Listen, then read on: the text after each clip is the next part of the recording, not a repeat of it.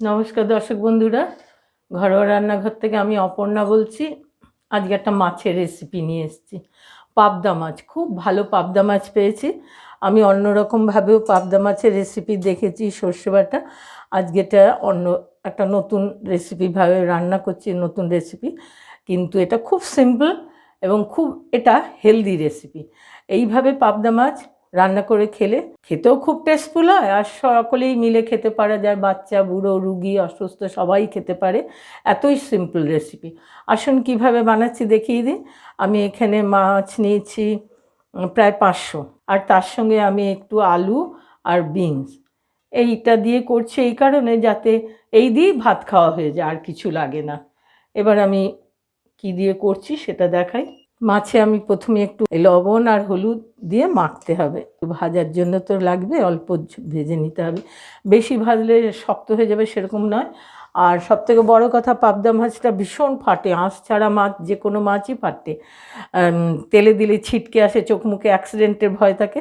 ওই জন্য আমি একটু তেল দিয়ে এটা মাখবো, যাতে সেই ভয়টা আর থাকে না। 1 টেবিল স্পুন মতো তেলটা দিলাম, দিয়ে এবার মাছটাকে মেখে নিচ্ছে।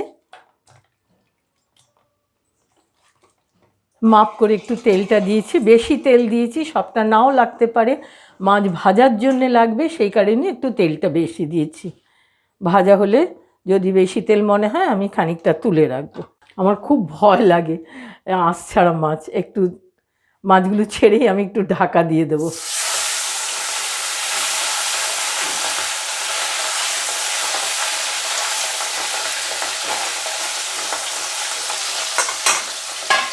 একটু ঢাকা দিয়ে দিলাম যাতে গায়ে ছিটে না আসে। ফাঁকা রেখেছি, ভাজাও হবে। যদিও তেল দিলে আর সেরকম ইয়েটা হয় না, তবু সেফটিটা নিজের, ওই জন্যে।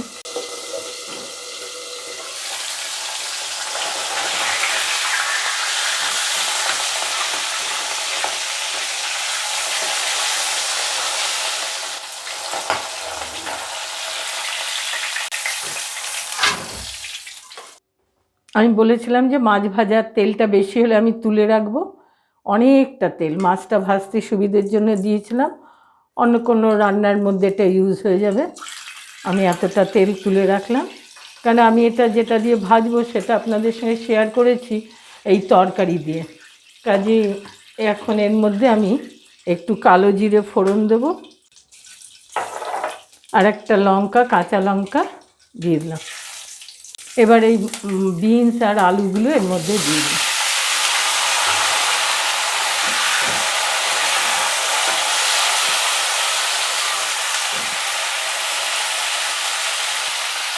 একটু 1 টিস্পুনের থেকে একটু বেশি লবণ দিয়ে দিলাম, কারণ এটা পাতলা ঝোল হবে।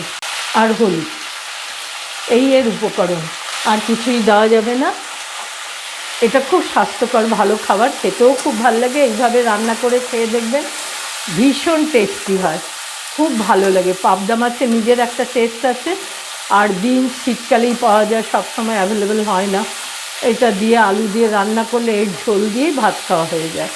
এখন একটু এটা ভাজা ভাজা করবো, সাঁতলে নেবো। একটু ঢাকা দিয়ে দিচ্ছি। দর্শক বন্ধুরা দেখুন, এই আলু বিনসগুলো সাতলানো হয়ে গেছে, লাল হয়েছে আলুগুলো।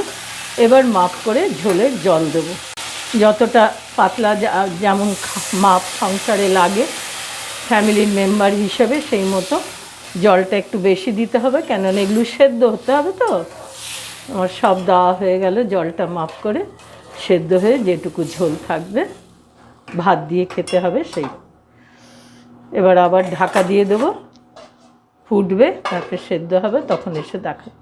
দর্শক বন্ধুরা, মাছের ঝোলটা হয়ে গেছে, এইগুলি সব সুসিদ্ধ হয়ে গেছে। এটা খুন্তি দিয়ে দেখলেই দেখুন আলুটাও সেদ্ধ হয়ে গেছে, 2 টুকরো হয়ে যাচ্ছে সহজে।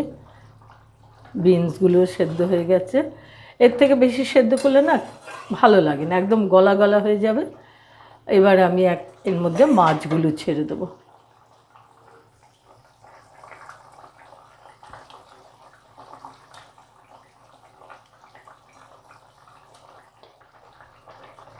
এবার মাছটা ছেড়ে দিয়ে, এটা বেশিক্ষণ রাখা যাবে না, মাছের ইয়েটা নষ্ট হয়ে যাবে, গলে যাবে।